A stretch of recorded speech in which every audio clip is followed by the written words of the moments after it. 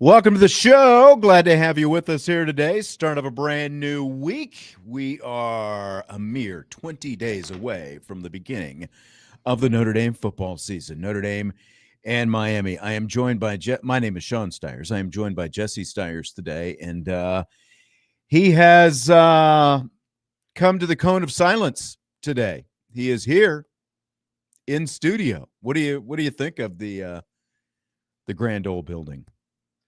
I feel a fish being in here. You do. I feel real legit. Don't pull those headphones off. We don't need echo and everything else going on at this point. But we've got a lot going on in today's show. We're going to start with some comments from Notre Dame linebackers coach Max Bullough. Bryan Driskell, our old friend from IrishBreakdown.com, is going to join us in just a little bit. We're going to talk about the big weekend commitment of Elijah Golden.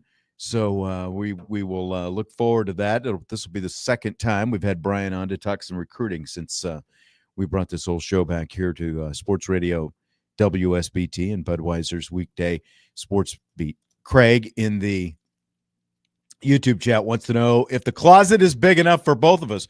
We actually have, like this would be a rich person's, size closet, I think. Don't you? This would be a very large walk-in closet. I think so. You might want to slide that microphone just a little bit more in front of you. There, you're just a little. There you go. I think that might be it. All right. The also the AP preseason Top 25 poll released today. Notre Dame checks in at number 6. Texas number 1 for the first time ever in the preseason poll. I just heard that on the Fox Sports Update. How is that possible? As good as Texas has been over the years, how have they never been number 1 in the preseason poll before? It's kind of incredible when you think of Texas' background in college football. Yeah. I mean, national championships, a lot of very, very. You need to keep the headphones on. What's up? You having some problems over there? Not yet. You just started. You tried to cause a problem there, taking your headphones off. I don't know what you're doing. Bring it to the studio. It's like, anyway, Penn State number 2, Ohio State number 3, Clemson, Georgia, the top 5 ahead of the Irish. We'll get into the AP poll in rapid fire in a little bit. And again, Bryan Driskell is going to join us to talk about Elijah Golden coming up. But we got it.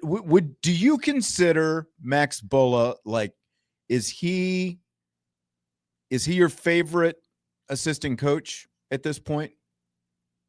Notre Dame assistant coach? I think he has to be, considering he does linebackers and he's just the most intense every day. He definitely is. You're thrown off by something. What's going on? Are you getting an echo or something? Of myself. You're getting an echo of yourself. I don't know how that happened. How about now? Let's see. It's still there. I'll get over it though. I heard just a shimmer of one, but not very much. So I don't know exactly what that is. We'll see if we can get it figured out as we go on. Stay focused. Stay locked in. Stay thirsty. So, Max Bullough, Notre Dame linebackers coach, highly energetic and informative as always when we got to talk to him this weekend. And we talked to him about a lot of different players, different things regarding the linebackers, different concepts, the whole thing, including what the rotation is going to look like. Because last year, there was a 5-man linebacker rotation. You had Jack Kaiser, you had Jaylen Sneed, Drake Bowen, Jaden Osbury, and Kingston Viliamu-Asa. So Kaiser is gone now. Those other 4 guys are back. So, Max Bullough, what's the rotation for the linebackers going to look like this year? Right now, it's a 4-man rotation. Okay. It's a 4-man rotation right now. No different than last year. You're just taking one person away, and then we have guys that are, obviously are trying to get into that are in that bubble that want to get up to the next bubble, and as they grow and as they become ready for it, they will be. All right, so there you go. What do you think? 4-man rotation this year, Jess? Yeah, I think that a 4-man rotation makes sense considering, you have Bowen, Sneed, KVA, and Osbury. I guess I'm a little bit concerned about someone like Madden Faraimo, getting him on the field and keeping him happy. I think last year it made sense considering you had Kaiser and you needed to find a way to get his leadership on the field. But we'll see. I think 4 seems a little bit too small. And I like 5 better considering the talent that the linebacker room has. And so how are they going to keep all the mouths fed is my biggest concern. Yeah, and there are guys besides Madden Faraimo as well. Yeah, you obviously do have Teddy Rizak and, some other guys like Zinter has already moved up to defensive end. I think we're going to see less of the Rover this season. I think that is part of it, because it seems like. Yes. Yeah. And so it seems to make more sense because right now you've got Drake Bowen as the middle linebacker. You've got Jaylen Sneed as the will linebacker. Those have pretty consistently been the number 1. And then, the other duo, part of the duo, I guess, is KVA at number 2 at Mike and Jaden Osbury number 2 at will linebacker. Now, again, we'll kind of get into, I think we've got some of what, he says about it. As they're rotating, there will be mixing and matching and those kind of things. But in general, those are the 2 units. And I think that those guys are going to kind of ride together quite a bit. So I don't know that you necessarily, with less of the Rover, I don't know that you necessarily need a 5th guy at this point. And you'll hear a comment specific from Bullough on Madden Faraimo here in just a second. Do you want me to go ahead and get into that? Let's do it. All right. So the 5-man rotation, of course, last year included Kingston Viliamu-Asa as a true freshman. And I think that a lot of people thought that current freshmen Madden Faraimo might join those 4 from last year, and Jesse kind of alluded to that just a second ago. So what does Faraimo need to do at this point to get into the mix? If I had the cut queued up and ready to go, you would have would have been like magic, and I just would have played that. But where did it go? I hate when they start mixing themselves up a little bit. Yes, I know. Here we go. Just like any guy that comes in and starts playing football in college, okay, first they have to come in, they have to learn the defense. They have to learn where they're supposed to be. They have to learn how they align, where their alignments are, who they're working with. And then they have to be able to do it real live against an offense. So it's got to slow down. They got to learn it. They've got to talk to you in a meeting about it. And then they got to be able to go do it full speed against the offense that we're seeing every day. And that takes that's a process. Some guys, like we saw last year, are like Kingston didn't take very long to do that. We all know it was kind of insane how fast Kingston was ready to play. Right. I think Madden is on a great track to be exactly where he's going to want to be throughout this, at the end of this season. But he is progressing each and every day, and he is doing the things that he needs to do to put himself in position. But there will never be a time where someone's going to play because they have talent. You will play when you are executing at the exact same or higher level than those 4 guys that have played. So what did you think, especially about that last part there? You're not just going to get on the field because you're a talented guy. You've got to actually execute and prove that you deserve to be on the field in that mix with those other guys.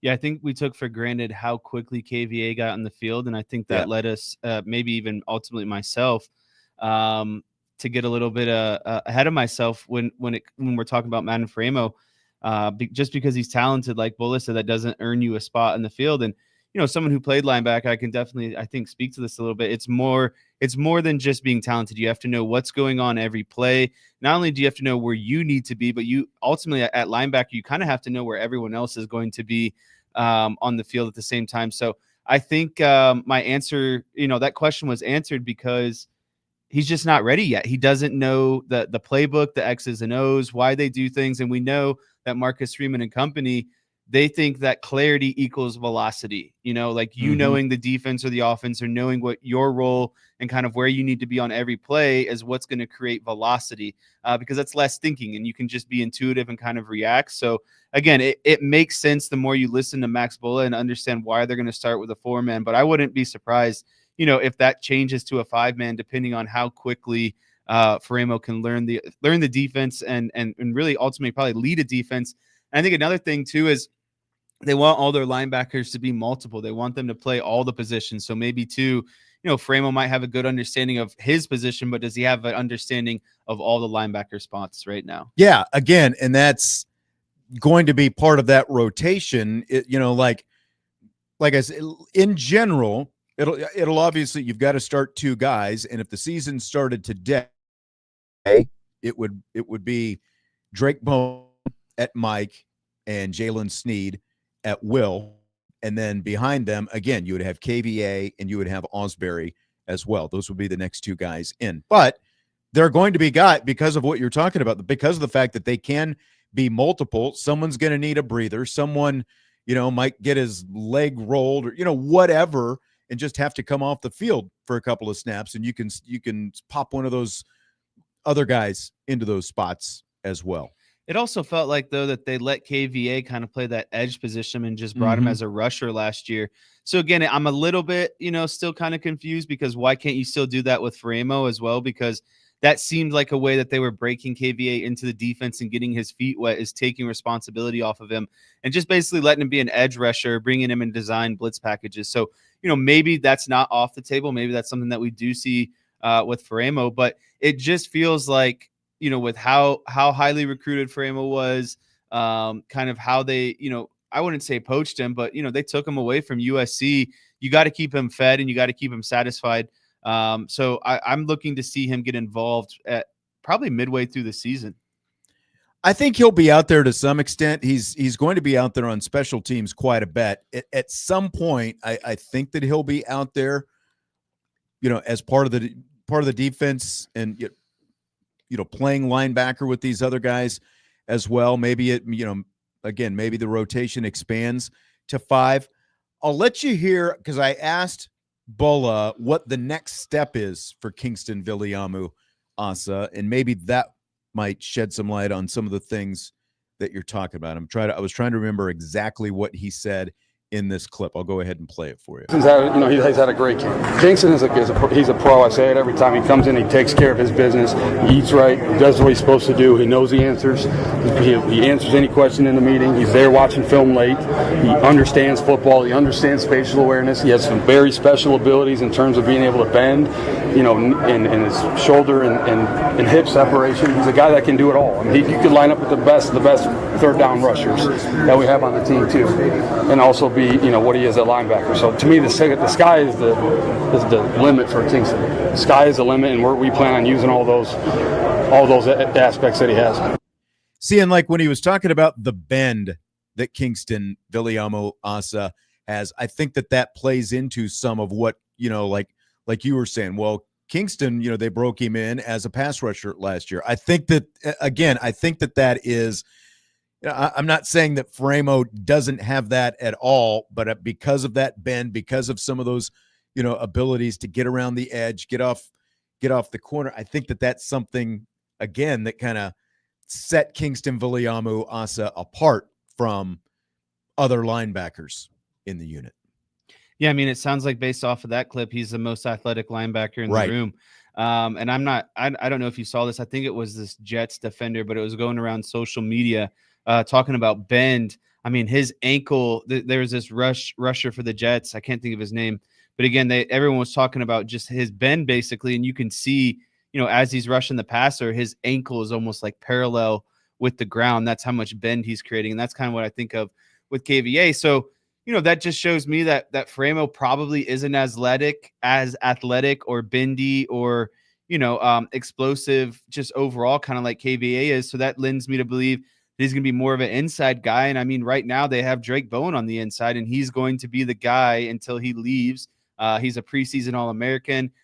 He finished the season great last year, and he's going to be the leader on defense this year. So, it's going to take some time for Madden, but I definitely think he has, he has a prime opportunity to learn from a lot of really talented and experienced linebackers in this room. And I think you said it, like, we probably took for granted how quickly Kingston Filiamu-Asa got on the field. And, I think it's probably hard to remember, like Drake Bowen. Look how good Drake Bowen played last year. And look at where Drake Bowen is now as a junior. And remember, he wasn't part of any rotation when he was a freshman.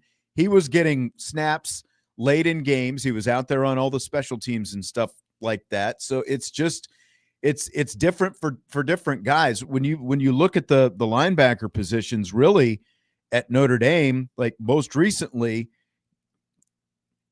KVA last year, and then you go back to Jaylen Smith, in terms of freshmen who have been significant contributors at those linebacker positions. Can you think of anybody else off the top of your head?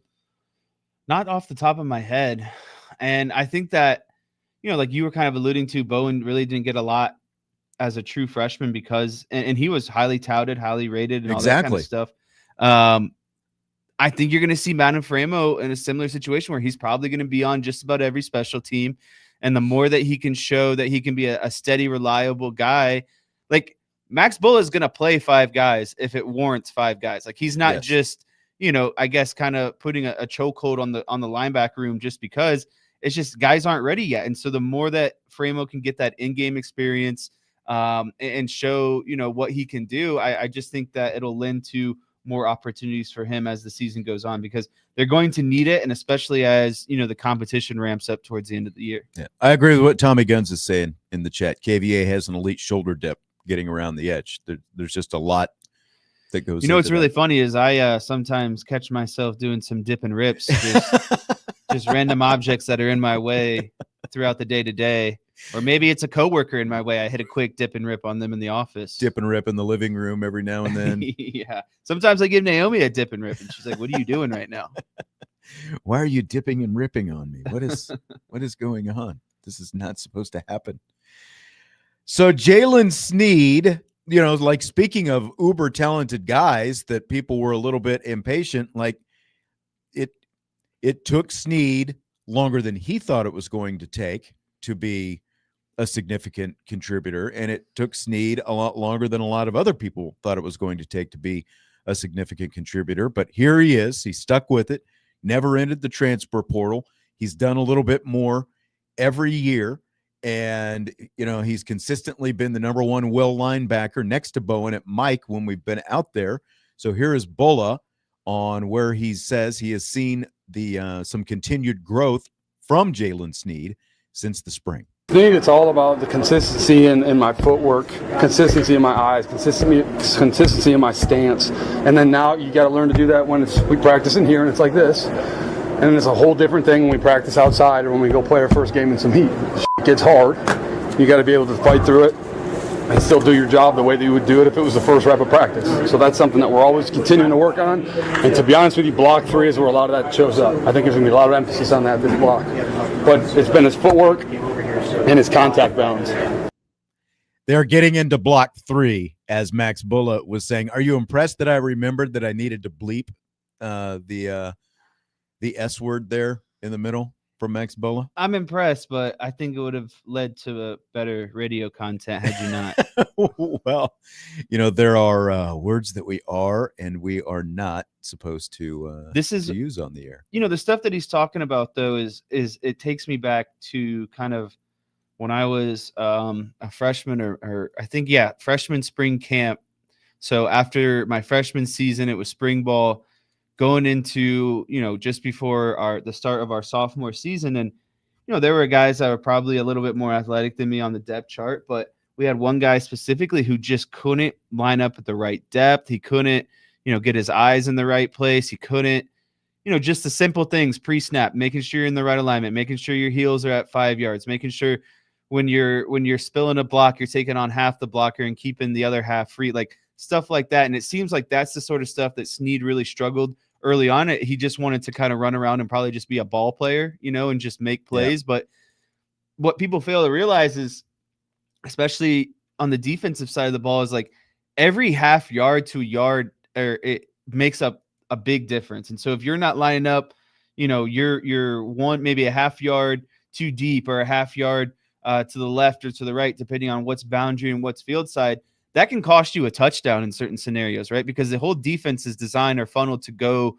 to a certain place depending on the look. And so if you can't line up and you can't be trusted, then there's no way that you're going to see the field no matter how talented you are. And so that's how I made a lot of headway, is just I consistently knew where I needed to be every pre-snap. I knew, where I needed to be post-snap. And, sometimes, I wasn't the greatest at, getting point A to point B, but I at least knew where I was going, and I got You better knew where at the it, starting point was, and you knew where the end point was supposed to be. Correct. And I was still able to work my way all the way up to, a second string guy and a guy who was playing on a ton of special teams, despite maybe not having the athletic ability that the rest of my co-linebackers had. Joe says radio is so sensitive. Are there really 13-year-olds listening to this? This show should be rated. There are FCC regulations. When Vince is on this show, it should be 14 and above. I know. We might need an NC 14 rating or something on this. I don't know.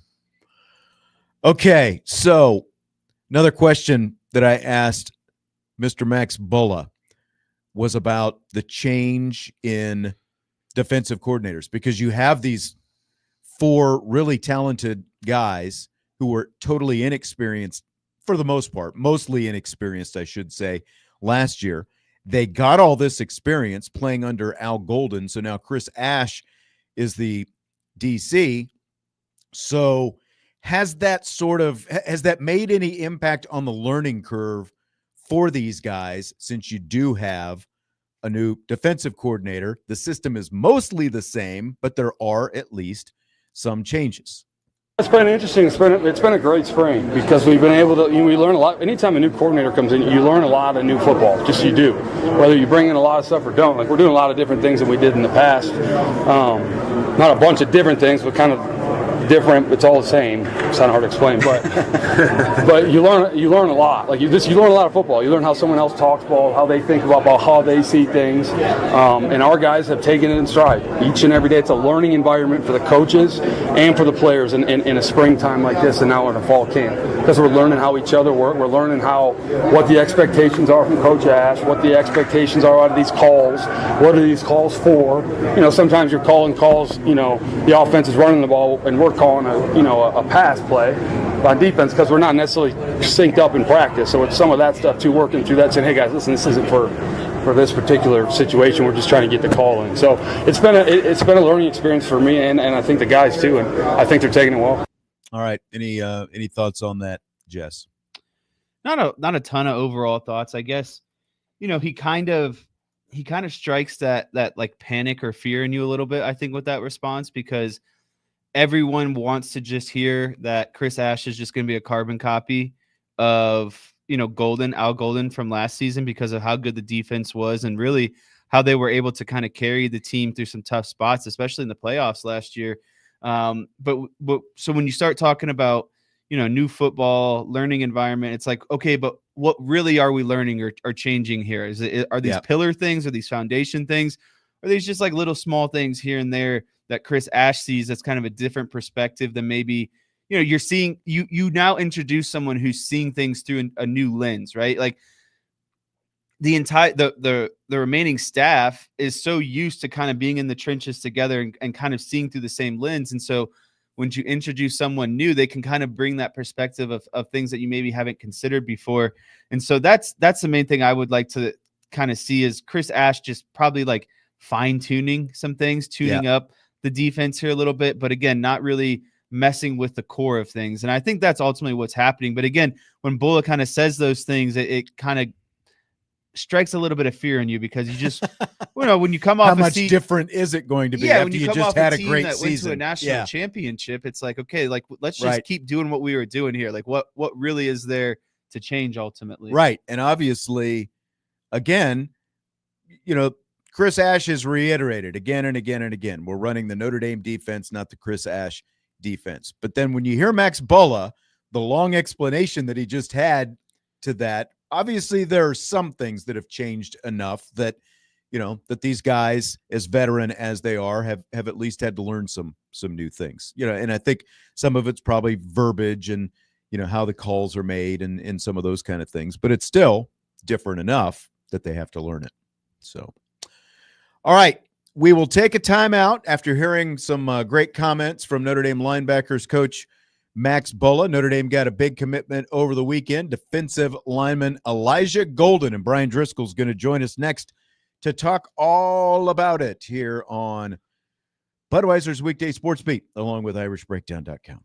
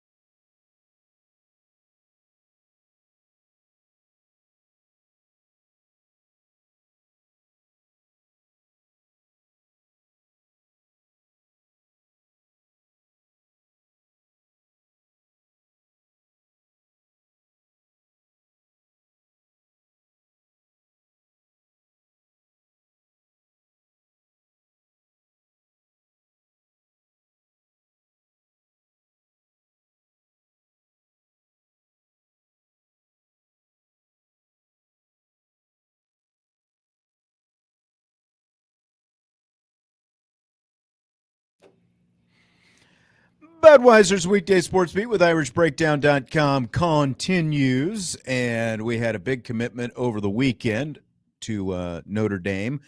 Defensive lineman Elijah Golden from Sarasota, Florida, and Bryan Driskell is with us right now to talk about it. How are you today, my good friend? Doing great. I mean, camp's getting halfway through almost. We're 3 weeks flying by. Notre Dame kicking off, 2 weeks from college football kicking off. And Notre Dame got a big-time commitment to get them to 27 commits in the 2026 class. It's crazy. Let me ask you about that, because 27 was unheard of not long ago. And did I miss something? Is it unlimited pretty much now with these new roster limits and all this stuff? It is, but there was always a rule where you could go over 25 depending on how many you got the year before. Right. And right. so that was always tied into a little bit as well. But yeah, those limits were done away with a couple years ago. You can sign 30 plus kids if you want to. You just have to fall within the overall scholarship number. Gotcha. And I think it was needed in this era of the portal where guys could just leave. You could lose 30 plus guys to the portal, which teams have literally lost about that many players. Go look at Purdue, and I think it was we were talking about an ACC team today. I think it was Wake Forest, who lost like 27 players and added like 30 something in the portal. You have to be able to sign more kids nowadays. So true. It's just the new reality. Very true. Well, Elijah Golden, 6'4", 270-ish pounds, kind of in that range right now. Again, defensive lineman. So for starters, Bryan, what jumps out at you about Mr. Golden? Well, he's just a really explosive kid and a really athletic kid for a bigger guy. He projects as a defensive tackle. He's going to easily be 300 plus pounds. You look at kind of a career arc that Riley Mills went through, where Riley came in, played some on the edge his first year, but you always knew he was going to transition inside. And that was really the thing, Sean. Just a really nice get off. He has very good long speed for a bigger guy. You don't see it as much at D tackle because everything happens so quickly, but you certainly see it when they move him outside or he's slanting. You can see that ability to get over the top and get to the quarterback. He closes on the ball very well. And the other part too, Sean, is I love production. It's nice to have a kid that's got talent, but I love production. And this is a kid that is a junior, nice had 61 tackles. Yeah, 61 tackles, 29 tackles for loss, and 10 sacks. Like, obviously, when you're looking at a college player, guy for Notre Dame, he's good because he produced. But in high school, you're looking at tools and traits, and you may look past not being a great, producer because you're looking at tools. Well, with Elijah, you have the tools. He's coached by a former Notre Dame player. Jared Clark is his high school coach. But there's also the production. 29 tackles for loss and 10 sacks is a pretty impactful high school player, especially as a junior. He started his career out off at IMG. So obviously he's played against some good football. This is a really strong pickup. So you kind of touched on it, I think. He's played inside and outside in high school. Do you see him as an inside guy in college because of the bigger body? I see him. Sean, I think he's 270 now, at least. He's 270, 275 now. Chris Burgess played his senior year at like 240, and he's up to 280 once he got the Notre Dame strength program. He put on a lot of weight. Elijah will be the same way. Once his high school career is over, he gets the Notre Dame strength program in January. If he's an early enrollee, especially, but even if he's not, you'll see him fill out and be a guy that's at least 290, in my opinion, when he shows up to Notre Dame, and he'll be an easy 300-pounder. And he's the kind of guy that's got the frame, Sean, where it's not going to be bad weight. You look at him, he's got a big head, broad shoulders, very long arms. Just that kind of kid that he's just thick. Like you and I have seen multiple 330-pounders at Notre Dame, and some of them look kind of sloppy, and some of them look like Quentin Nelson, where they're just massive, just wide and tall and that's kind of how Elijah is. He's just a big kid, and so the weight he's going to put on is going to be natural.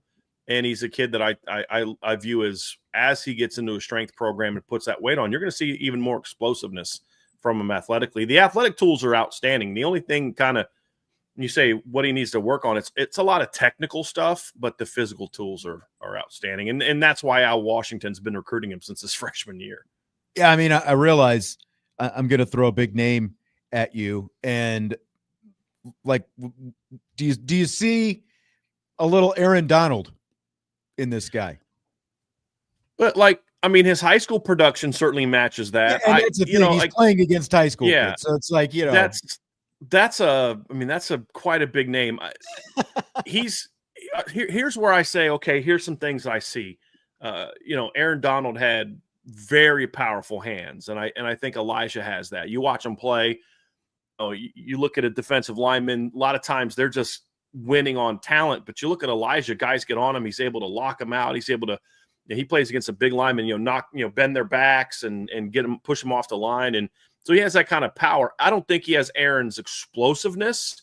Not many do, Yeah. And the big thing for Elijah, he's got to learn to play with better pad level. He has a bad habit to kind of like get tall off the snap, which makes him a little bit easier to block, but he's so big and he's so powerful that he can kind of still discard, high school offensive linemen. But you try doing that to Charles Jagsaw, or you try doing that to Billy Schrouth or Ashton Craig, and it's not going to go real well for you.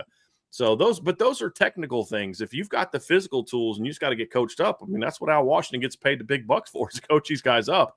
Yeah. So I don't think that's going to be a problem. But I mean, like you said, that's a tough one. Like, it's almost like you don't want to compare a guy, but I think there's a little bit more of length and long speed to his game than that really incredible short area burst and just elite power. Yeah. That I mean, he's probably bigger than Aaron Donald, already. If you want to compare him to a Notre Dame player, Sean, it reminds me a lot of is a little bit more athletic version of Capron Lewis-Moore. Similar body type. Cap was like 6'4", 250 when he committed to Notre Dame, quickly grew and was over 300 pounds by his last year, but he was still able to play sort of that 5 technique edge type of position. I think that Elijah, body type wise and power wise, reminds me a lot of Capron Lewis-Moore. I just think at the same age, Elijah's a little bit twitchier, a little bit more explosive, and a little bit longer, which is a good. I mean, Cap was a 5th-round draft pick, even with the bad knee injury he suffered against Alabama.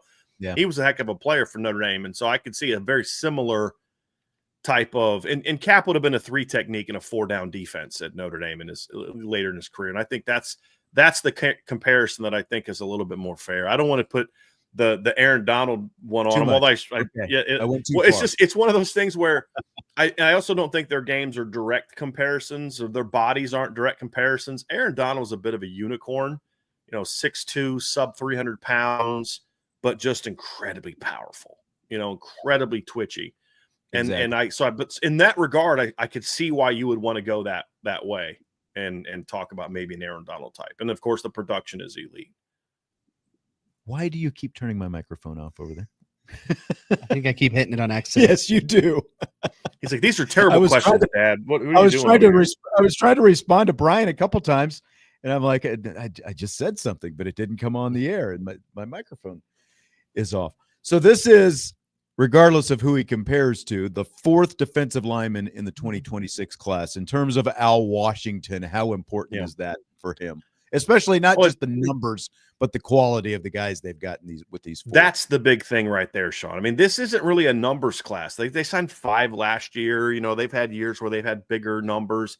Here's 2 things that I love about this class. Number one is you got elite players, and you beat big boys to get them. I mean, you beat Georgia to get Ebenezer Utade and Rodney Dunham. You beat Alabama and Oklahoma to get Elijah Golden. You went down south. I mean, Dunham is from North Carolina. Utade is from North Carolina. He's originally from Virginia, but's played high school ball in Florida. And then Tiki Hola is from Texas. So that's important. But the other part, too, is what I like, Sean. I mean, you've heard me criticize Texas A&M's elite D-line class a few years ago. And I was like, there's like 5 guys that play 2 positions, 6 guys that play like 2 positions. They can't really play together. You've got 2 pure edge players in Dunham and Utade. Tiki's that 6'4", 300-plus pound, A-gap player. And then Elijah's that sort of swing guy, can maybe play some 5 technique, can definitely play 3 technique, penetrator. So this is a group that fits perfectly together, and that's an important thing. They've literally signed 11 or commitments from 11 defensive players, Sean. 2 ends, 2 tackles, 2 linebackers, a nickel, 2 corners, or 3 corners, and 2 safeties. I mean, they've literally signed a starting caliber defense. And when you are able to land players that can play together, that's so important. And I think that's something Marcus Freeman's staff has done a great job of. But Al Washington needed this big-time class to say, hey, guys, I can recruit at an elite level. And this certainly does that. Best Notre Dame defensive line class since when? Like, where would you put this? Since group? 11. Okay. Like, the only class from 2011, that was the Aaron Lynch, Stephon Tuitt, Ishaq Williams, Tony Springman, Anthony Rabasa, Chase Hounsell class. The 2016 class was outstanding. That was the Dalen Hayes, Julian Aguara, Khalid Kareem, Adi Takumba, Ogundeji class. The reason this one is better is because all four of those guys did what, Sean? They played two positions. They all played end, and they had to rotate together. None of them could play inside. What makes this class better is it's very comparable towards elite talent. But as I said, this group can play together. You don't have four great ends. I mean, that 16 DN class, all four of those scholarship defensive ends they signed got drafted in the 5th round or higher. Think about that. One defensive end class produced 4 NFL draft picks at defense. But who's playing nose? Who's playing 3 technique? Right. This group can play together. And then the end class in 2011 was better because you had Lynch, Tuitt, and Ishak, slightly better than these two. But their tackles were Tony Springman and Chase Hounsell, where this is Tiki Hola and Elijah Golden, who were top 100 caliber players. And that's what makes it so good is it's the balance plus high impact talent, right? It's great to have numbers, but you need impact players. And as I've pointed out in our show, when we broke down the commitment, think about the last 4 national champions, Georgia twice, Michigan, and Ohio State. What's one thing for sure all 3 of those teams had in common? They all had great defensive lines. And Notre Dame's been a pretty good defensive line. They need to become an elite defensive line. Yeah. Bryce Young's, Boubacar Traore's, guys like that help. But getting this kind of class can take it to the next level, especially if you can kind of start stacking classes like this on top of each other. And I think what's also impressive is they had all those visits back in June, and I believe that there were 12 uncommitted guys who visited in June.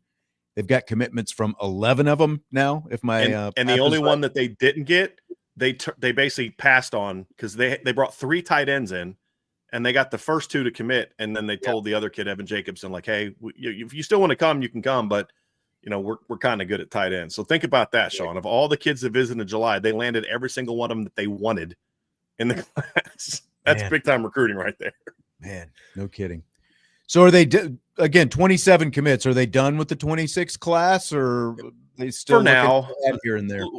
Any smart coach and any smart recruiting operation is always going to have their eye out for let's say a kid at a position comes along and he has a great year, or another defensive end or another defensive tackle who's a big time player likes what you're doing. You may stay on them and talk to some kids. You also have to make sure you're staying on players in case what's one of your guys in your class gets injured. What if one of your guys' class flips? You can't then start over from scratch.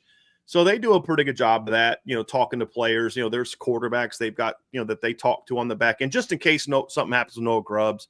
But overall, Sean, if they ended this class with this 27-man group, I think they're thrilled.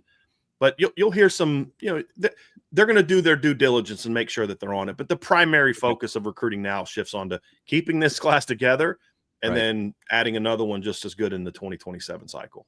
All right. Sounds good. Bryan Driskell from irishbreakdown.com talking about the commitment of Elijah Golden to the class of 2026. Thanks, Bryan. How does a guy named Gold not come to Notre Dame, though? Seriously. I can't believe we're doing that. Right? Like, come on. Like, isn't it like by law? Dallas Golden last year, Elijah Golden this year. I was going to say, no, you've got the second Golden in a row. Yeah. Like, it should be like a rule. Find those guys. Shine their helmet. Thanks, guys. Get one every year. All right. Talk to you later. Bryan Driskell. Check out all his stuff at irishbreakdown.com. And, of course, you can subscribe to the premium Irish Breakdown boards and find all the juicy premium stuff if you're not already a member. Most of our listeners / viewers in the live YouTube chat know that, but we've got to let everybody else know that as well. With Jesse Stiers, I'm Sean Stiers. We'll take a timeout. We'll come back. We'll wrap up this hour. We might have time to squeeze in another Max Bullough comment or two, the Notre Dame linebacker coach, before we wrap up hour number 1 and get to rapid fire in hour number 2. Budweiser's Weekday Sports Beat with irishbreakdown.com.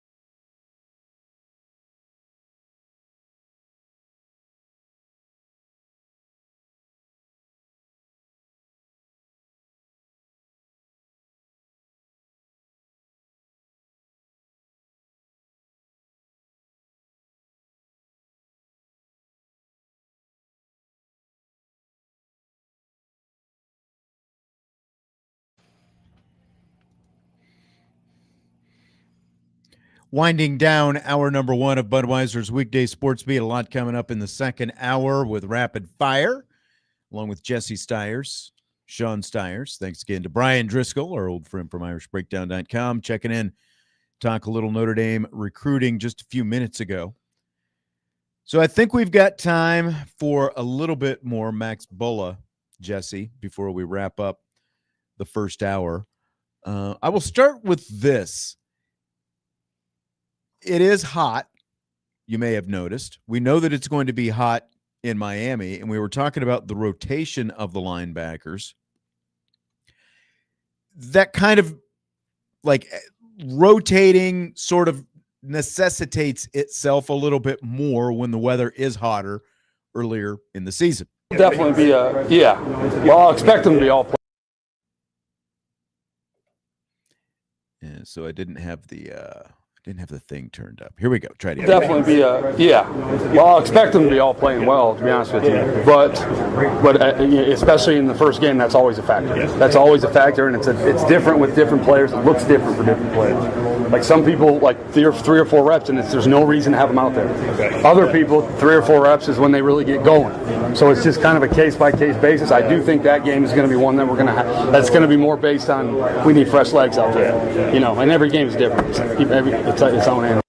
I mean, it feels like with the Heat, and again, they overcame the Heat last year in Texas. They'll get the Heat thing again in South Florida this year. But like cramping and stuff like that, like isn't that the biggest thing that potentially would slow these guys down? Another year, another question about the Heat. I can tell you from experience, it was hot as heck here in South Bend this weekend. It was 90. But it felt like 100. I was walking around Art Beat downtown sweating.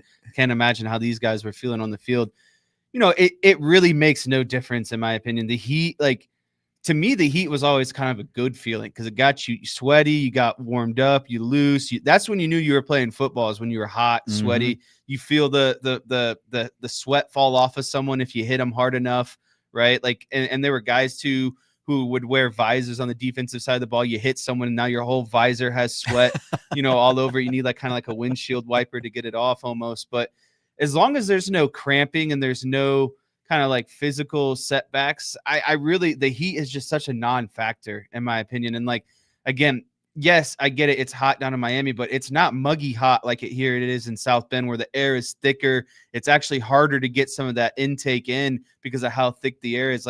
If these guys can do it in these muggy, 90, 95 days in South Bend, I have no problem with them going down to the beaches of Miami. Man, I remember handling business. The air is going to be crisper down there. I remember when you were playing in high school here in South Bend, those early, the season starts in August around here.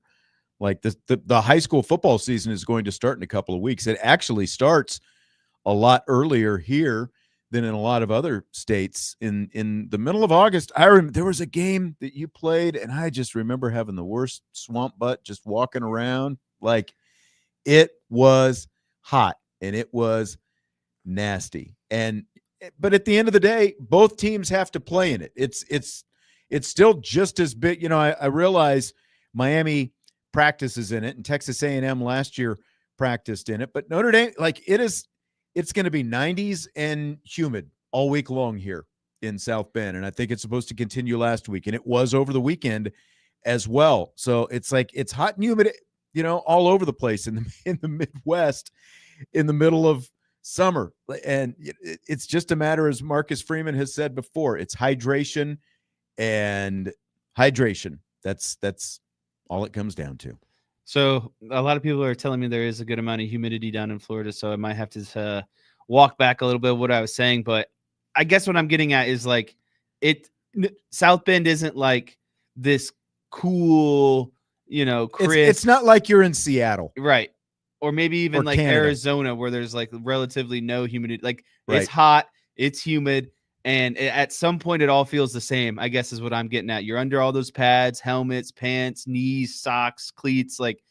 Again, to me, it didn't feel like football until it got hot. Those were my kind of favorite, conditions to play in because you just felt loose. Everything felt good. It's hot. You're sweaty. You're hitting someone. I think Notre Dame will have no issues as long as they can handle the cramping. And that's really out of control of the player themselves. That's kind of on the the nutrition staff to make sure that they're getting, they're pumping their bodies full of everything that they need to that week leading up to. And I think that's the biggest misconception. A lot of it is guys try to cram in, hydration and all that stuff the night before, the day before, but you have to be in preparation all week. It's not just a one-day thing. Right. Exactly. Plenty of the Gatorades and whatever else, high sodium, all week long leading up to it, so that you're not losing any more fluids than you need to. And like Joe said, I mean, there's IVs available to them as well. That's the first hour of the show. Second hour of the show, rapid fire. We'll get into the AP poll that came out today. Little Penn State, little Joe Rudolph, extra comment from him talking about the two tackles, Anthony Knapp and Emil Wagner. You're bringing up more preseason polls, I see. You're right about that. Gets the people going. Yep, we'll do that. Rapid fire, hour 2 coming up next.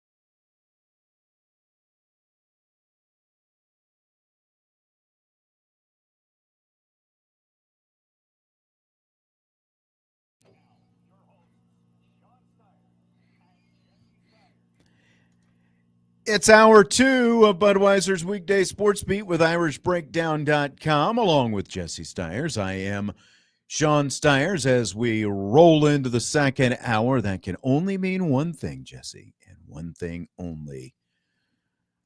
Whiteboard. Talk a little swamp butt on the whiteboard. Fred wants to know if you can bring out the whiteboard to break down the swamp butt. I don't think anyone wants that. You're out on that? I'm out on that one. Okay. All right. I am in on today's rapid fire though. Okay. There's a lot of good stuff in here. I hope we can put our mouths to all of it. I think we'll be able to get to it. By the way, we were talking about the weather, the heat. Man, thanks for backing me up, Fred. Wants to talk about the heat. Fred says 88 in Miami, 63% humidity right now. South Bend, 85 degrees, 57% humidity. Not a lot of difference, is there?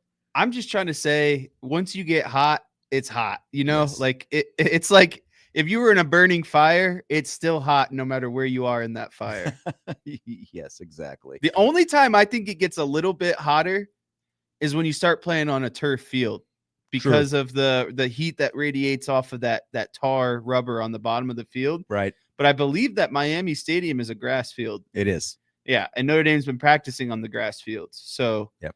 It's actually going to feel a bit cooler. And a lot of people have pointed out too, it's a 7:30 kickoff, right? Like, look, this is all the same stuff we were talking about last year. I think any oxygen. But people love to bring it up. I know. I think any oxygen we give it is too much oxygen. It's a non-story. It was a non-story last year. It's a non-story this year. Newsflash. Check the box though. Newsflash. It's August 31st. It's still going to be hot no matter where you are in the continental United States. So everyone's going to be playing with some heat those first few weeks of the season. That's how it goes every year. The AP preseason top 25 was released today. Notre Dame checks in at number 6 in the poll. It's Texas at number 1, followed by Penn State, Ohio State, Clemson, and Georgia in the top 5 ahead of the Irish. Do you buy or sell Notre Dame at number 6, Jesse? I really want to say hold, but I know that you're not going to let me say that because I'm not buying it. I'm not selling it. I went into this last week about how I feel about preseason polls and just kind of how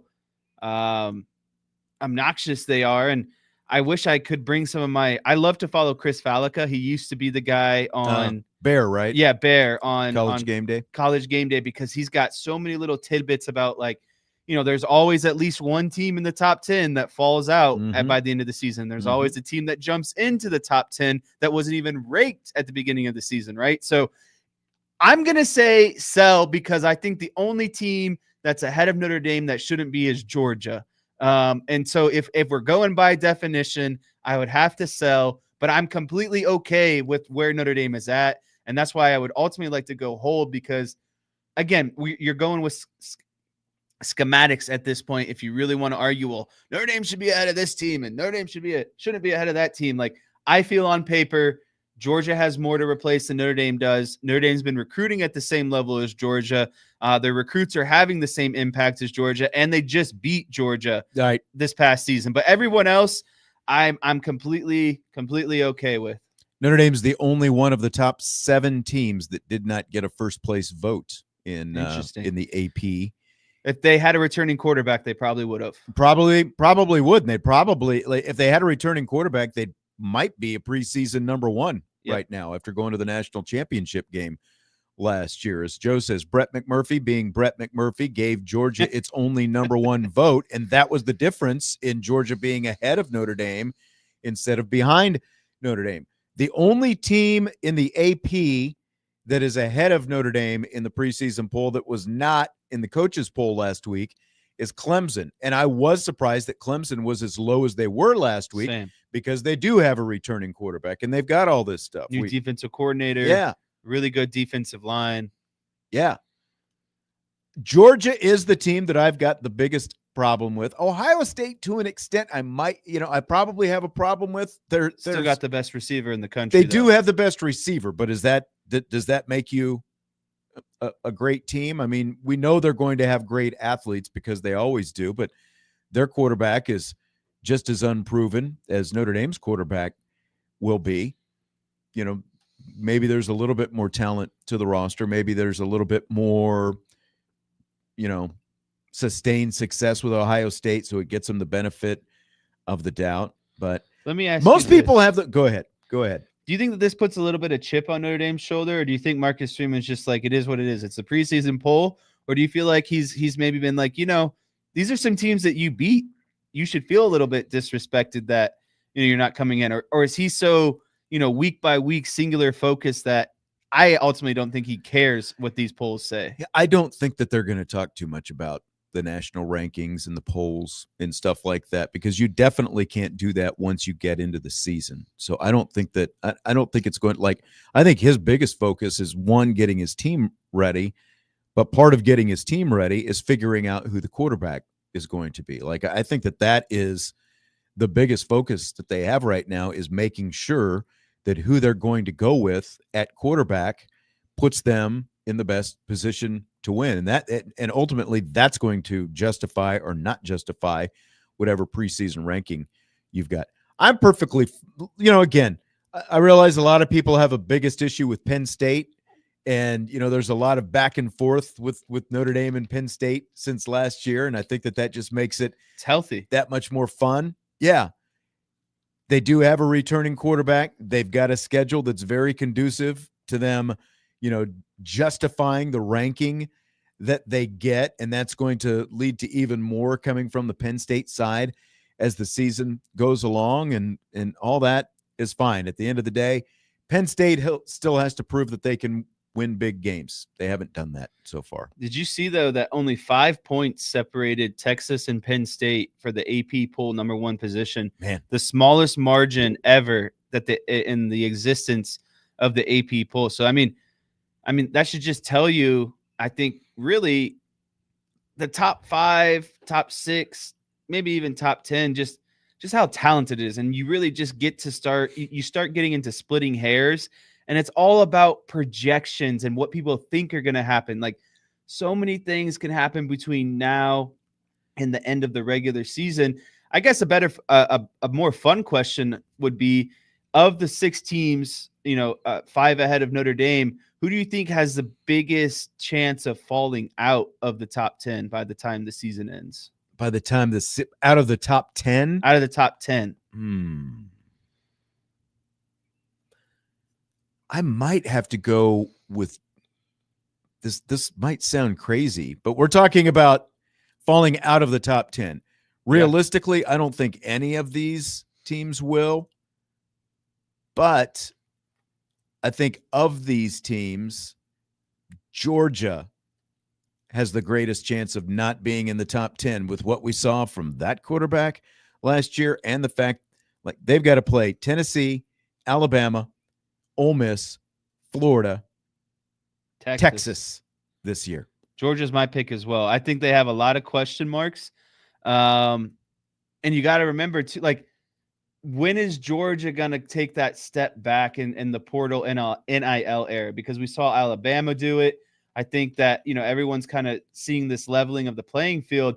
I don't think Georgia has felt that yet, but also they haven't had to replace any kind of key position players yet. And so if this Gunner kid doesn't work out at quarterback, that's a big hole in their team altogether. Yeah. Just to clarify for a couple guys in the YouTube chat who are answering LSU and Miami, Jesse's question was, of the 5 teams ranked ahead of Notre Dame, which of those had the best chance of falling out of the top 10 by the time the season was over? Because someone said LSU, someone said Miami. Those are teams number 9 and 10 right now, but he was talking about the teams that were ahead of Notre Dame. But yeah, I think that LSU and Miami, if you were just looking at the entire top 10, because the rest of the top 10, Oregon at number 7, Alabama, LSU, Miami. I'd pick Oregon if that were the group. A lot of people, I keep seeing a lot of people saying Arizona State is so overrated, and their number. They get to play in the Big 12, 11 in both. Yeah, they get to play in the Big 12. And again, other than Scattaboo, they really don't lose very much. Got the entire coaching staff back, got the quarterback. I think it's 17 of 22 starters from last year are back Like what they're doing actually reminds me a lot of Notre Dame. Young head coach, really good, enthusiastic, good recruiter, kind of a foundation builder, program builder.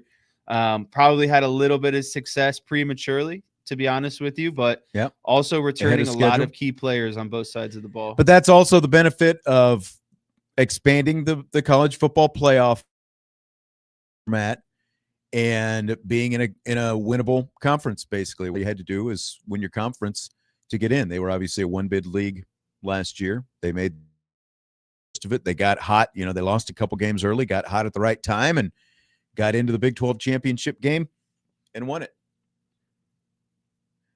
Fill in the blank on this next one. It's blank that Penn State is the most bet upon team to win the Big Ten this season. It's a double-edged sword. And the reason why I say it's a double-edged sword is because it's a really smart bet, in my opinion. If you look at the whole compilation of what Penn State has on the horizon, a favorable schedule, one of the most talented returning quarterbacks, one of the most talented returning backfields. Obviously, the wide receiver position is going to be a question mark, but they got a lot of guys to transfer in at the wide receiver position. But, are they going to be able to throw the ball to them and efficiently, run an offense that isn't just funneling through a run game and a tight end, essentially? And then on the defensive side of the ball, you could make the argument that they have one of the most, draft-heavy prospects defensive groups in the entire country. They're getting one of the top defensive coordinators to come in there and play, coach ball. So, it definitely makes sense. But the reason why it's a double-edged sword is James Franklin is still your head coach at the end of the day, and he has not won a monumental game yet. So 20 times yes. On paper, it seems really good, but then on paper here, you see James Franklin is etched in as head coach. You're like, well, what has this guy done? So yeah, it is insane that people are wagering money on Penn State to win the Big Ten championship. The most unproven big game coach in the game. Right. You're wagering on a coach who has won nothing to win something this year. Like even last, I think they gave Oregon a better game than a lot of people thought that they were going to give them last year because of the fact that Oregon was undefeated. I didn't think they'd go blow in for blow like that. Yeah, I didn't either. But James Franklin is still 1-0, and everyone is just pushing so much of their chips in on James Franklin and specifically on Drew Aller as well. Again, this is an experienced quarterback, so I'm not knocking Drew Aller, but you're absolutely right. They've got him at least a nominally better receiving core than what they had last year, but they also are now missing their most dynamic playmaker from a year ago in Tyler Warren because he's playing in the NFL right now. So you can have a great offensive line. You can have at least a good quarterback.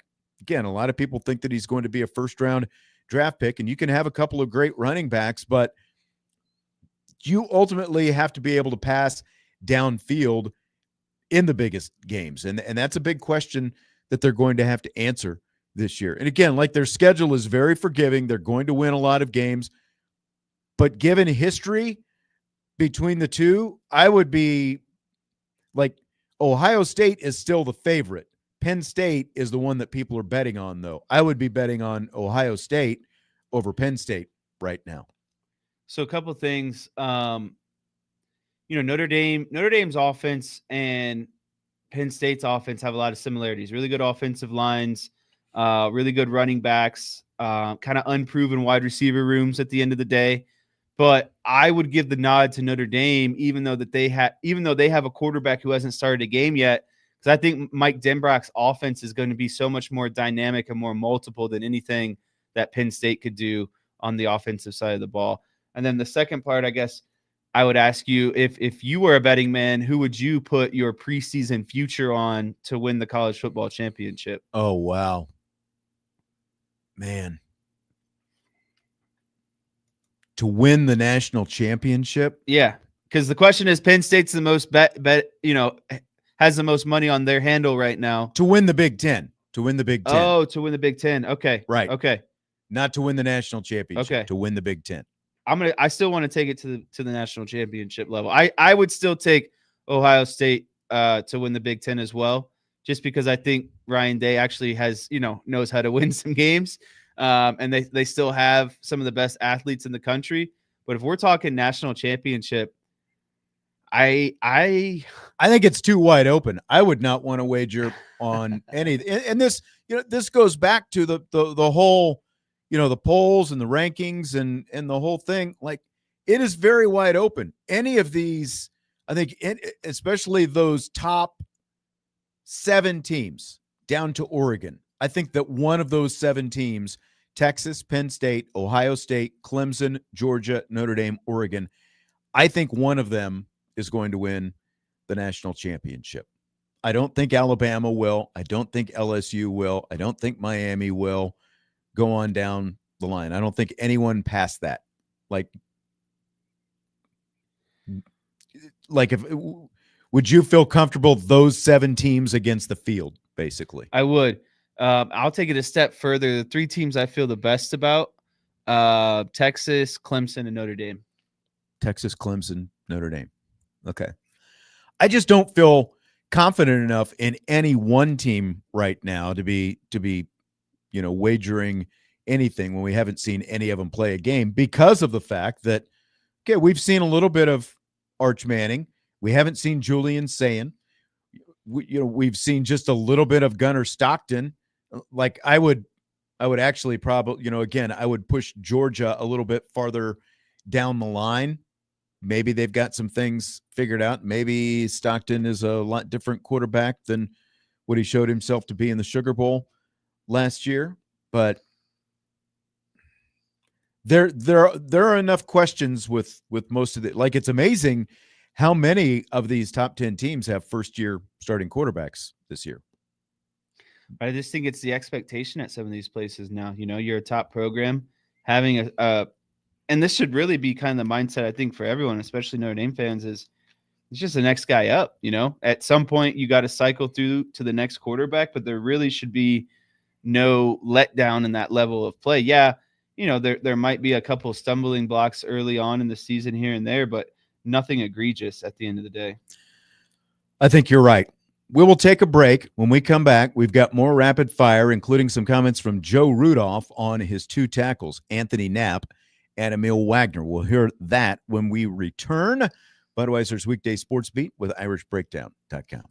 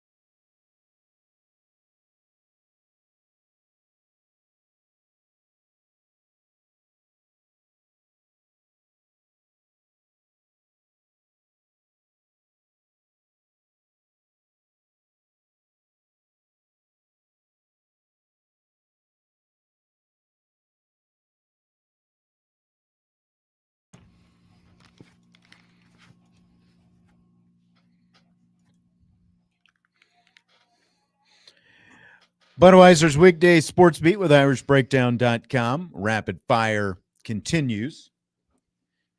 So, talking about Penn State being the most bet upon team to win the Big Ten, Derek in the YouTube chat says, I wouldn't be surprised if Penn State loses 3 regular season games. They won't be as good as they were last year. Here's the problem that I've got with that argument. You could be right. I still think they're going to be really good because they do have so much back from last year, including Aller and the 2 running backs. But the problem is their schedule, because as we've said over and over again, these Big Ten teams, and the Big Ten in general tries to make out like they're playing a murderer's row. Here's Penn State's schedule: Nevada, Florida International, Villanova, Oregon. Okay, you've got Oregon, your first tough game. They're going to start off 3-0. Then they'll have Oregon, UCLA, Northwestern, at Iowa, at Ohio State, Indiana, at Michigan State, Nebraska, at Rutgers. Do you see 3 losses there? I mean, I see 2. Do you see 3, though? No, I don't see 3. I mean, obviously, their toughest 4, in my opinion, are Ohio State, Oregon, Indiana, and Iowa, probably, right? I think Iowa and Ohio State back-to-back weeks is going to be a little bit tough. I think they probably split somewhere in there. But seeing a second loss, I just don't think Oregon is going to get to Penn State, especially that early on in the season. Penn State's going to play very physical football, and I just don't think Oregon's going to have the resources ready to kind of air them out and run and gun like they did in that Big Ten championship game last year. I just think Penn State is going to be who they are, and that's who they're going to be from game 1 to game 12. And I think Oregon kind of has, more to figure out at the end of the day. But I will say, and I was thinking about this the other day, as much as people probably dislike Ohio State, and I'm up there on that chart. I live in Ohio. I have to be around the Bucknuts 24/7, but in comparison to Penn State, Ohio State and their out-of-conference schedule is very respectable every season. They've played Notre Dame. They've played Texas. I mean, they're going to play Texas. I think they've played Oregon before Oregon was even in the Big Ten. Yeah. Everyone else in the Big Ten seems to want to complain, but Ohio State steps up to the freaking plate every year and plays at least one tough out-of-conference game. So I give respect to Ohio State at the end of the day. No, for that I will, for actually challenging yourself in the non-conference, because obviously Penn State's not going to, Indiana's not going to. We know that, but really they can do that because when you look at their conference schedule, it's it comes down to these games. Minnesota is going to be good. It's still going to be Minnesota versus Ohio State. Illinois is going to be good. It's still going to be Illinois versus Ohio State. Penn State and Michigan. That's what the conference schedule is going to come down to for Ohio State. But you're absolutely right. Like, if we're going to rip all these other Big Ten teams for not challenging themselves in the non-conference, you have to at least give it to Ohio State for being the team in the conference that is willing to challenge themselves. Michigan is as well. I mean, they're going to Oklahoma this year. And so credit where credit is due, whether you like those teams or not. But, I'm sitting here looking at Michigan's conference schedule. I don't think any of us expects them to challenge for championships. But, yeah. All right.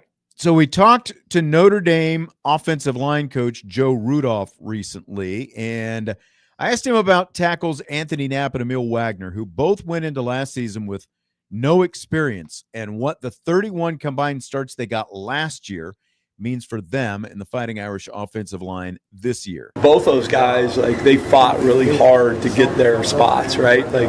it wasn't like a no-brainer coming into camp that's where they would be, and in spring ball especially before then. And I think they kind of embrace that attitude, like I got to keep fighting to get there. But now when you talk, like you can't lose anything from the fundamental aspects, but you can kind of add a layer of understanding to things that we got to in the year, but I think things that we can really come out of camp and have a better grasp of. So those two have been great to work with.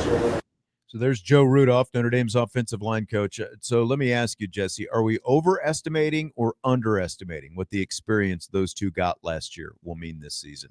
I think honestly we're underestimating it at the end of the day, because these guys were not true freshmen, but guys. One was a true freshman. One was a true freshman, and both were obviously not starters. So last year was their first season going in, and they still played and competed at a very high level. And I think that, a lot of people were down on Knapp and his pass blocking abilities, and rightfully so. But he stepped up to the plate and he got the job done at the end of the day. And same with Emil Wagner. And I think getting that first year under your belt, no matter how talented you are, how skilled you are, you're going to be better your second year.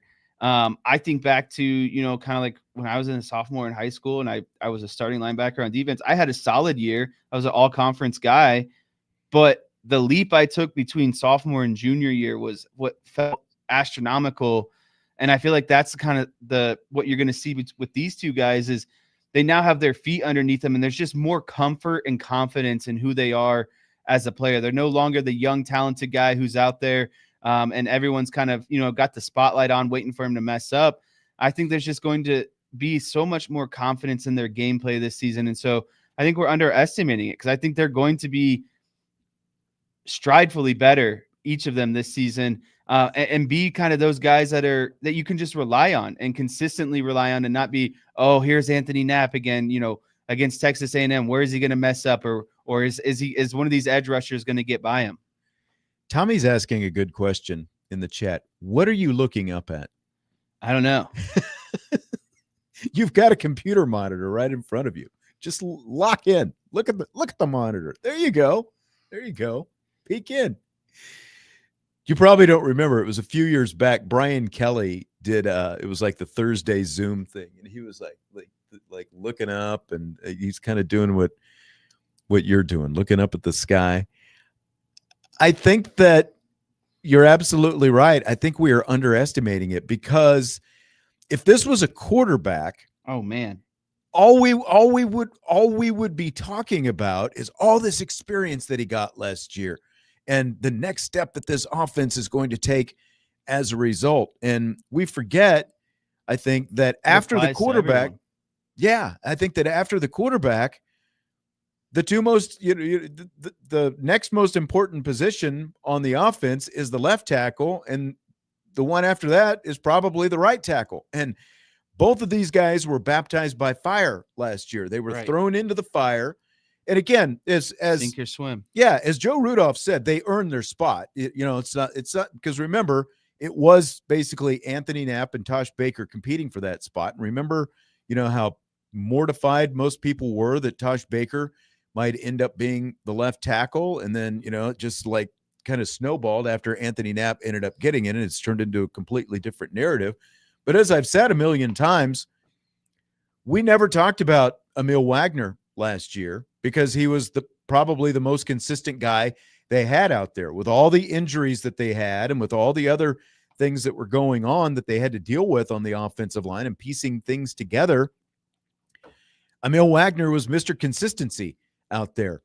And again, now you've got 31 combined starts at the second and third most important positions on the offensive side of the ball. And I think it's completely taken for granted. Like this offensive line is going to be legit. And I think that, like most people just think of kind of like Christian Gray. People just think of the worst moment and apply that to everything for Anthony Knapp as well. But the guy played better than he played bad last year. Were there things that he needed to work on? Yeah, but he was also a true freshman who wasn't, even strong enough to be able to completely play that position the way that he needed to. And like that has been a big difference that we've seen in camp so far. So I think it's completely underestimated. So John Gruden recently did a Notre Dame unboxing that you might have seen. We didn't get a chance to get to this at the end of Friday's show. So some of the things in the box. What's in the box? What's in the box? Have you ever seen Seven, by the way? I think so. Morgan Freeman, Brad Pitt. Yes. Yeah, two detectives. What's in the box? Well, there was a lot of stuff in John Gruden's box.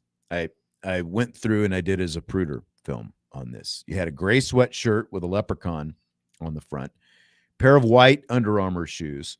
There was a charcoal gray hoodie with a play like a champion on the back, Notre Dame on the front, couple of blue caps, couple of white caps, cool leather notebook binder with a Wilson football on the outside. I thought that looked pretty cool. Sharp.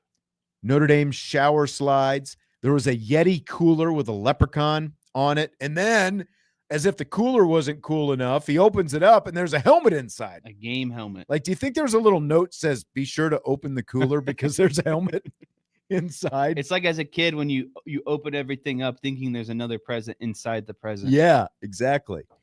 There was a blue Under Armour polo with a leprechaun, leather wallet with a leprechaun, a lot of leprechauns, understandably. Gray Under Armour windbreaker suit, the Under Armour t-shirt with Irish on the front, a green Under Armour t-shirt, a gray hoodie, another gray sweatshirt, a blue t-shirt with a gold leprechaun. I think I got it all. That box, though, Jesse, is blank. That box is ridiculously cool, but ridiculously expensive at the end of the day. That has to be the most expensive box I've ever seen. Like, seriously, all of those items probably are at least $100, right? Because like an Under Armour sweatshirt isn't cheap. I'm sure everyone in the chat knows that. So yeah, that box had to be probably close to like $5,000, I would imagine, of just stuff inside of it, right? And so it is every fan's dream that box just shows up on their front porch and they get to keep everything that's inside that box. Like everything that he kept opening, I was like, man, that's sweet. Man, that's sweet. Man, that's sweet. And then I know everyone's gonna say too, like I'm on the same boat. I haven't seen half of that apparel before. Yeah, I know, right?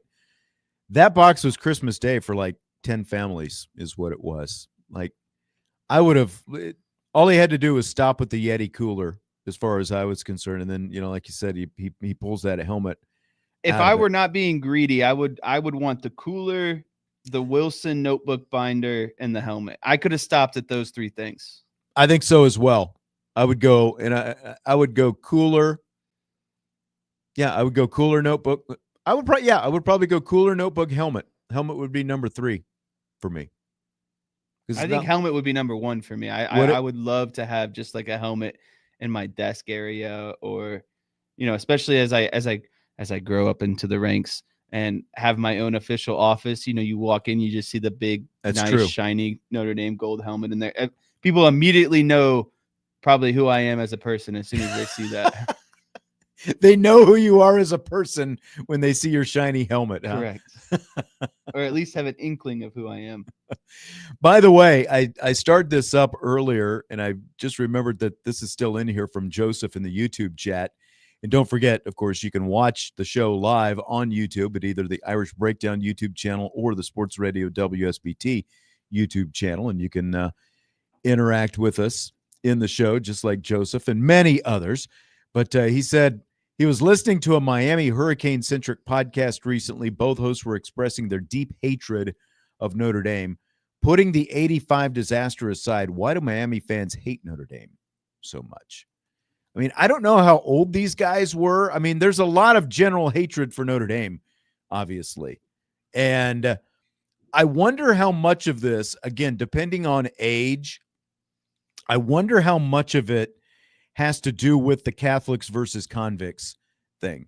Because if you watch that 30 for 30, you've watched the Catholics versus convicts 30 for 30, right? Yep.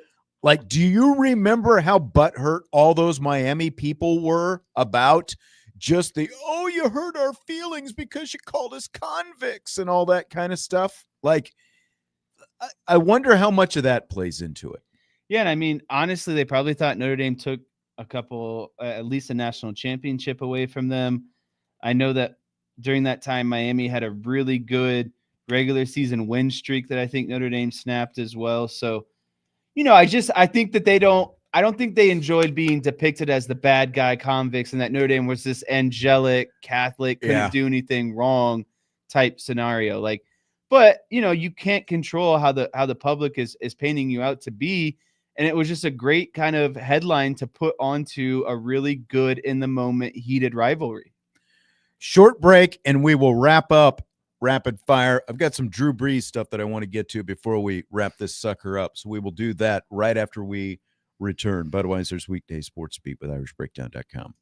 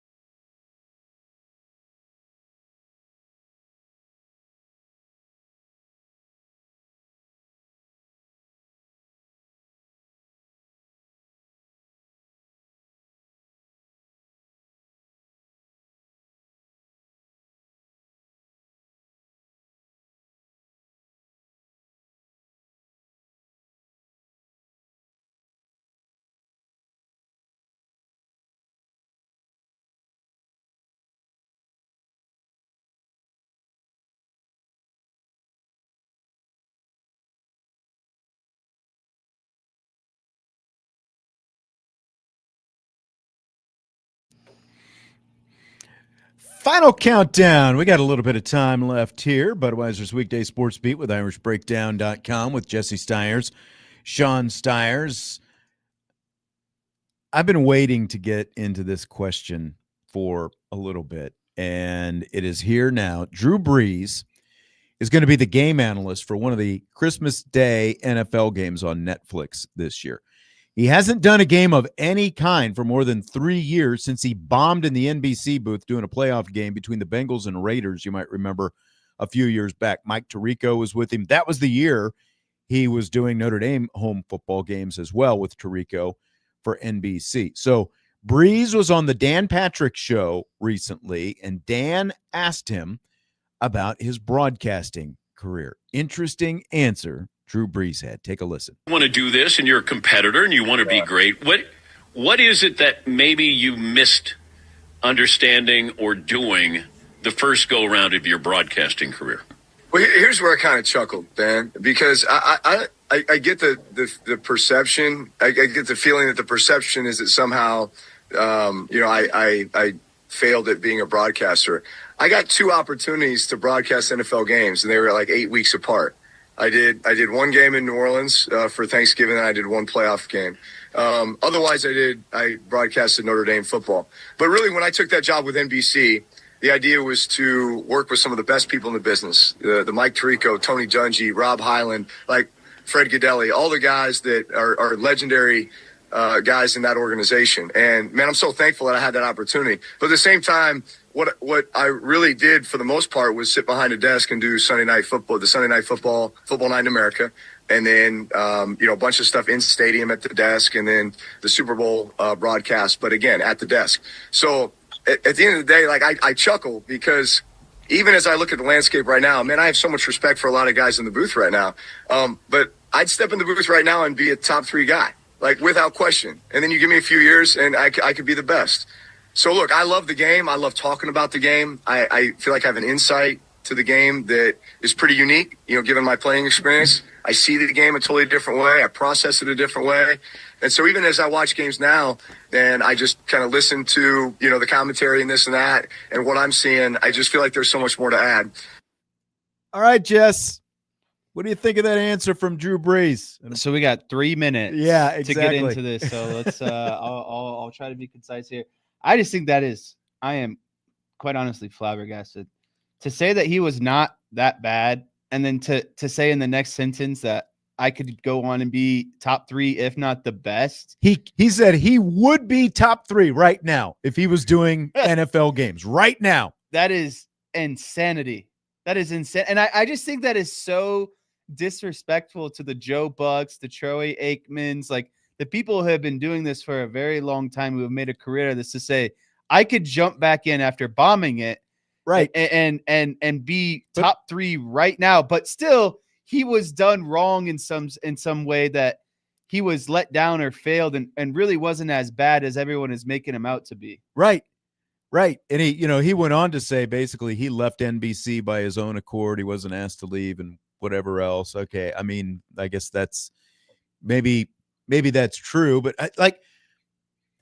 there is just zero self-awareness. He's basically this is like the typical, I'm a quarterback who's won a Super Bowl. He's probably going to end up in the Hall of Fame. I was great. I was a great quarterback. So of course I'm a better broadcaster than any of these guys. Like, I just wasn't given enough of a chance to show it. He got his chances because he basically brushed aside those Notre Dame games that he was doing because he's saying, well, I should have been doing more NFL games to begin with. Right. I shouldn't have had to do Notre Dame games. Well, did you not take the Notre Dame games seriously enough? Because those were reps, those were opportunities to get better so that when you got into that NFL booth, which is obviously what he wanted to do, not everyone gets to start off on that stage. Like, he didn't give any critical analysis of himself. He basically just said, I'm great. I would be top 3 right now. I wasn't the problem. No way. Yeah, I wasn't the problem. There's no way he would be top 3 right now because Tony Romo and Greg Olsen, at the very least, are both better than him. And and Troy Aikman is better than him. So there's 3 right now. You can obviously make the argument against Tom Brady because he wasn't great in his first season, but there are 3 guys those three guys I just mentioned, Aikman, Romo, and Olsen, there's no way Drew Brees would be better than them. And he's not better than most of the rest of the guys doing analysis in the NFL right now. This makes me respect Tom Brady, which is a crazy statement to say, because Tom Brady at least took it seriously and understood where he was at, right? And like, I would take Tom Brady over Drew Brees right now. Yeah. Drew Brees in that NFL game, that playoff game that he was, just got ripped apart for, which he deserved. He was just unwilling to be critical at all of, any borderline officiating. And there were a lot of, borderline officiating things that he had a chance. He was decent with quarterback analysis, but in general, he was just like, he was not willing to be critical. I wish we could go on. We can pick it up again tomorrow. If we need Vince's input want. as well. I think you're right. So that's going to do it for tonight. We will talk to you tomorrow. Thanks for being here. Appreciate you as always. We'll talk to you tomorrow. Weekday Sports Beat with IrishBreakdown.com.